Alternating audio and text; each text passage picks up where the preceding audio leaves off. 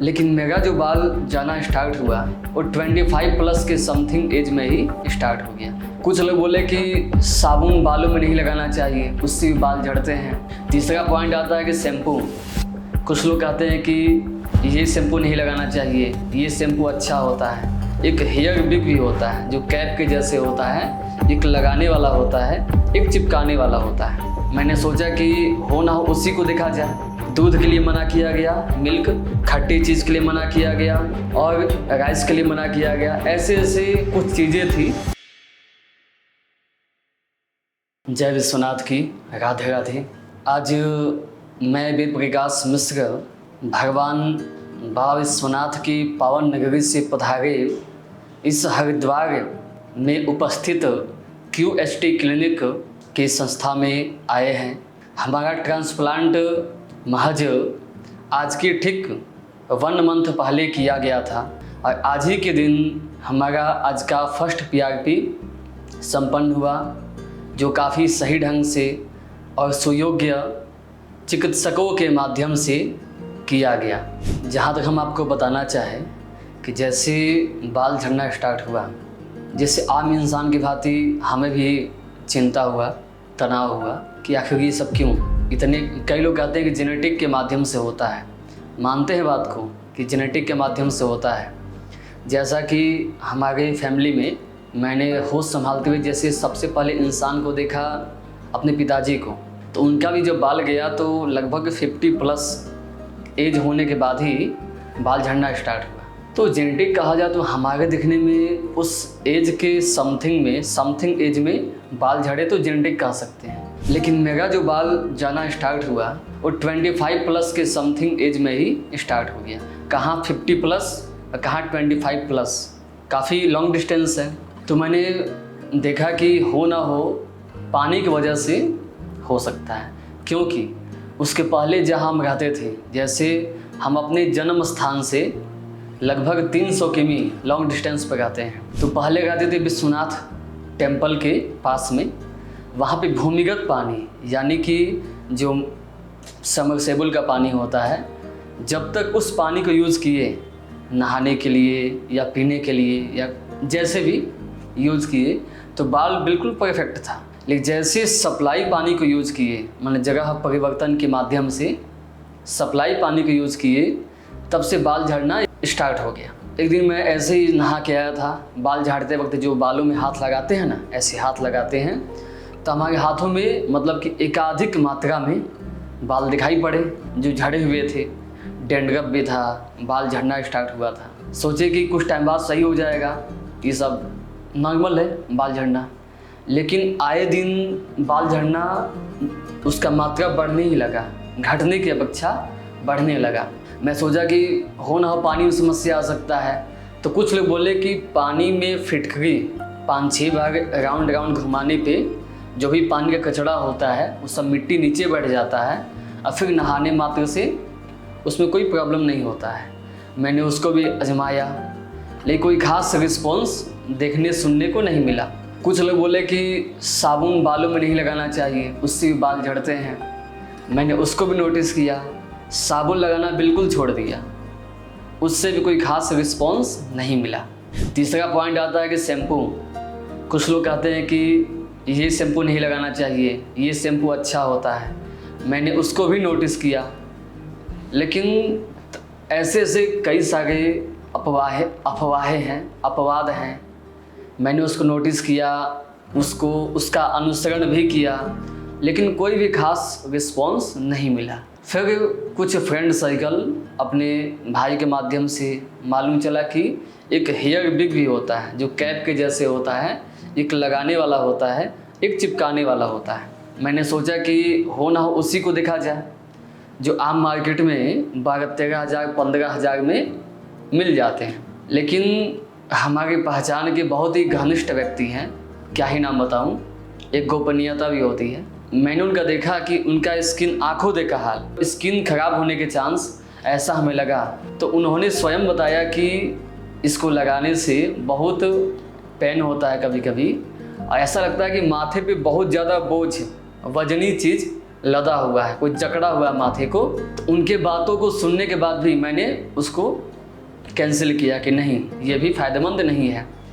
Last में हमारे घनिष्ठ मित्र, वो भी ब्राह्मण ही है, जात और कर्म दोनों से, उन्होंने कहा कि ट्रांसप्लांट सबसे विशेष फ़ायदेमंद और टिकाऊ है, जो विदाउट पेन तो हालांकि ट्रांसप्लांट के टाइम होता है हल्का फुल्का, बिल्कुल ना के समान, जैसे चींटी काटती है उसके जैसा होता है। मैंने ट्रांसप्लांट किया, आज महज 1 मंथ प्लस हो गया, क्योंकि जहाँ तक मुझे याद है कि 22 अप्रैल को मैंने ट्रांसप्लांट किया और 23 को ड्रेसिंग के बाद मेरा डिस्चार्ज हो गया।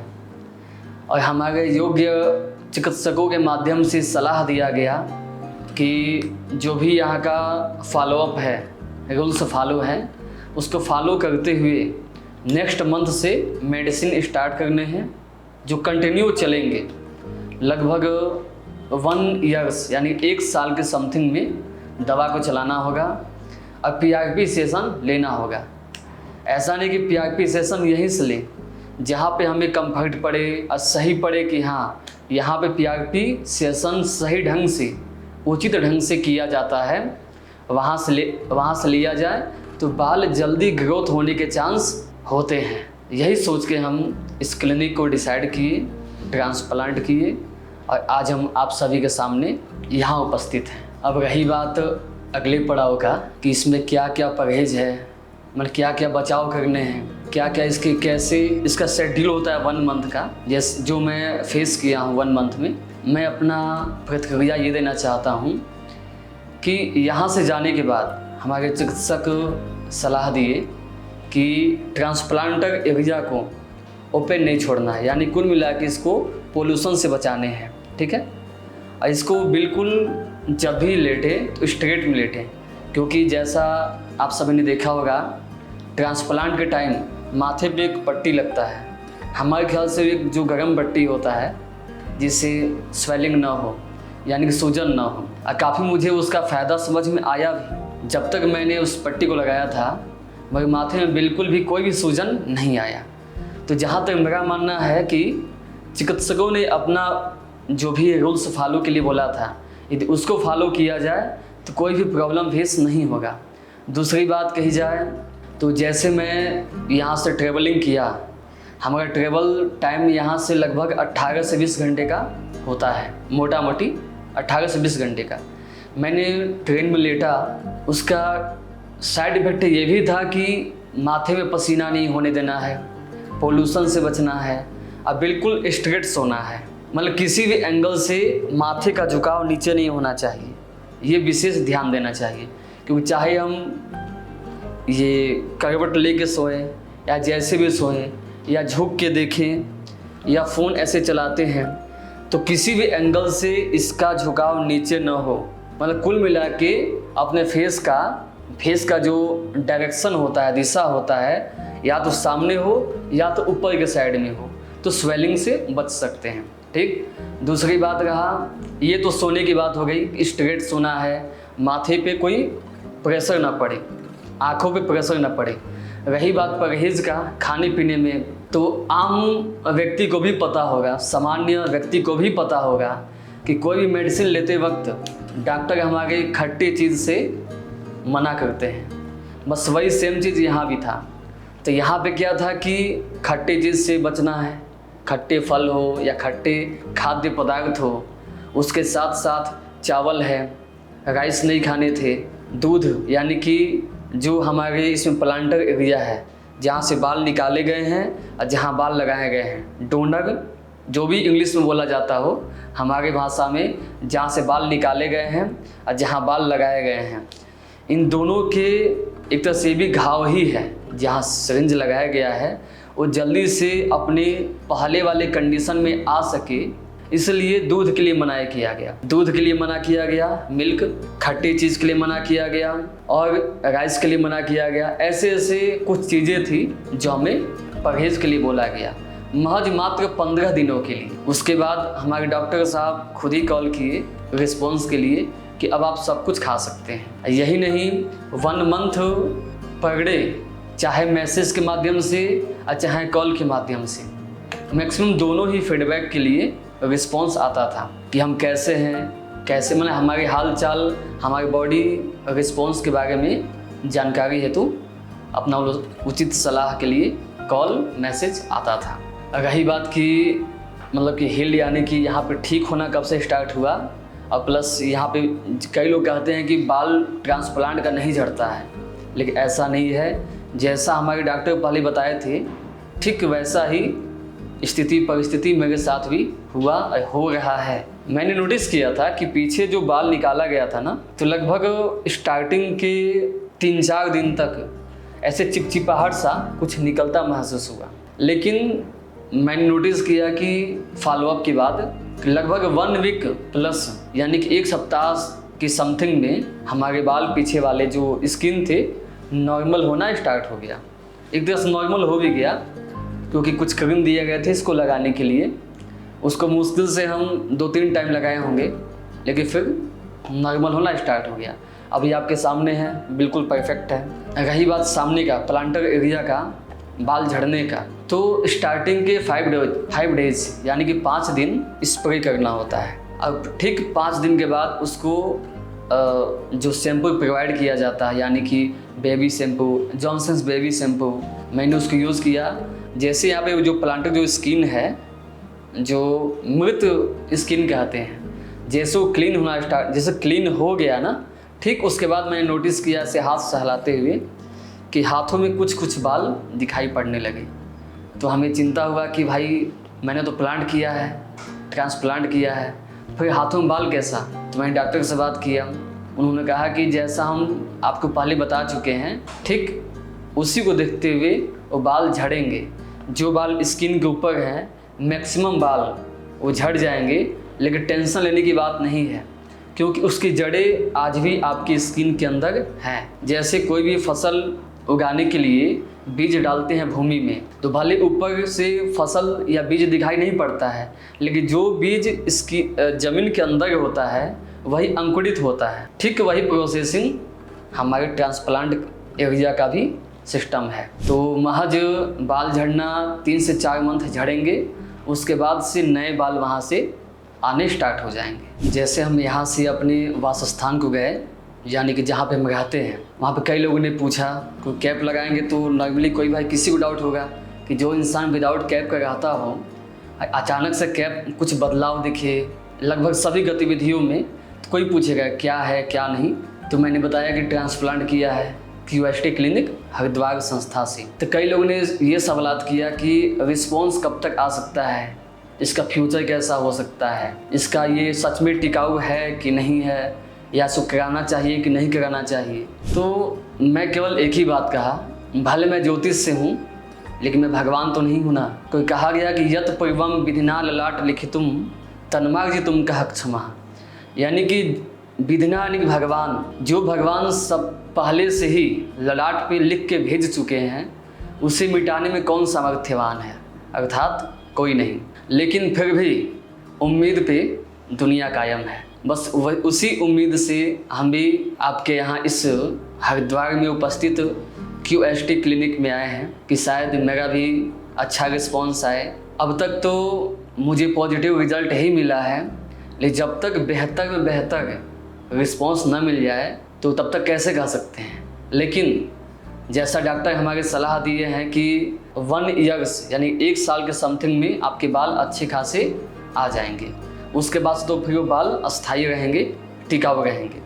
लेकिन 1 साल आपको एक होता है तपस्या, यानी कि बाल को बनाए रखने के लिए, मजबूती बनाए रखने के लिए आपको 1 ईयर्स का फॉलोअप लेना पड़ेगा। और दूसरी बात ये कही जाए, मैंने अपने फ्रेंड सर्कल और अपने आसपास के लोगों से बताया कि जो बाल लगे हैं आए दिन वो 3-4 मंथ तक झड़ेंगे। जैसे नॉर्मल स्किन होता है वैसा तो नहीं, लेकिन फिर भी अधिक लेवल तक बाल झड़ जाएंगे। लेकिन 3-4 मंथ के बाद झड़ने के बाद एक नए बाल पुनः उसी स्थान से, उसी जड़ से निकलना स्टार्ट होगा। और हमारे डॉक्टर ये भी कहे हैं कि बाल तो झड़ेंगे 3-4 मंथ तक, उसके बाद जैसे बाल आना स्टार्ट होगा वही बाल आपको खुद यकीन नहीं होगा कि सच में हमारे पहले वाले ही बाल हैं। इसी विश्वसनीयता के साथ हम आपको बताते हैं और जनता जनार्दन को भी बताते हैं कि जैसा मेरा उम्मीद है मैं आप सभी के साथ हमेशा बना रहूँगा, क्योंकि मेरा ये मानना है कि भले लॉन्ग डिस्टेंस हो या जो भी हो, कोई भी चीज़ एक जगह से हो तो काफ़ी अच्छा है, विश्वसनीयता है। तो भले मैं बनारस काशी से आया हूँ, भले लॉन्ग डिस्टेंस है, लेकिन मेरा ये मानना है कि पीआरपी और मेडिसिन एक ही जगह से हो तो काफ़ी अच्छा है। अब रही बात पीआरपी सेशन का, तो आज मेरा फर्स्ट पीआरपी रहा। कई लोग बोलते हैं कि काफ़ी पेन होता है, ऐसा नहीं है, लेकिन क्योंकि पीआरपी में जो टाइम लगता है महज 5 से 10 मिनट का पीआरपी सेशन होता है। क्योंकि आज मेरा फर्स्ट दिन का एक्सपीरियंस बताना चाहेंगे कि यहाँ से मेरा ब्लड निकाला गया। क्या है कि यहाँ से ब्लड निकाल के जैसा हमारे चिकित्सकों ने बताया कि इसमें कुछ प्लाज्मा पता नहीं क्या क्या होता है, अब डॉक्टर की भाषा डॉक्टर ही जाने, मतलब कि यहाँ से ब्लड निकाल के इस बालों में उसको क्या कहते हैं कि सिरिंज नीडल के माध्यम से उसमें इंक्लूड किया जाता है। वही शायद हमारी भाषा में पीआरपी सेशन होता होगा। रही बात चिकित्सकों के व्यवहार का, बिहेवियर का, तो लोग उस अंतराल में भी हमारे हाल चाल पूछते रहे और पेन कैसा है कैसा नहीं है, पेन ज़्यादा है कि कम है, पेन बोले तो दर्द ज़्यादा है कि कम है, वो लोग अपना खास ख्याल रखते हैं। उसमें कोई भी कमी नहीं है, कोई भी शिकायत नहीं है। अब तक का जो भी मेरा एक्सपीरियंस था, अनुभव था, 1 महीने तक का, हम आप सभी को विचार साझा किए। अब मिलते हैं अगले नेक्स्ट पीआरपी सेशन। जैसा हमारे डॉक्टर बताए हैं कि स्टार्टिंग के 3-4 मंथ तक पर मंथ पीआरपी सेशन लेना है। उसके बाद डिस्टेंस लेवल पे यानी गैपिंग पे महज 3 महीना 6 महीना के गैपिंग लेवल चिकित्सक बताएंगे, उसके हिसाब से पीआरपी सेशन लेना होगा। तब तक के लिए आप सभी हमारे इस क्यूएसटी क्लिनिक चैनल पे बने रहें और नेक्स्ट टाइम जब हम आप सभी के बीच आएंगे पीआरपी सेशन के लिए तो फिर से अपना विचार साझा आप सभी के समक्ष करते रहेंगे। तब तक के लिए जय विश्वनाथ की, Radhe Radhe. Thank you for क्यूएसटी clinic.